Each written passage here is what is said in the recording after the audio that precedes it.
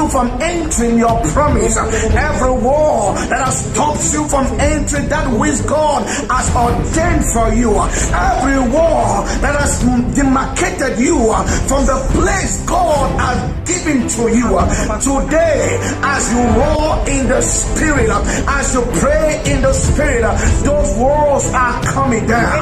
Those walls are coming down.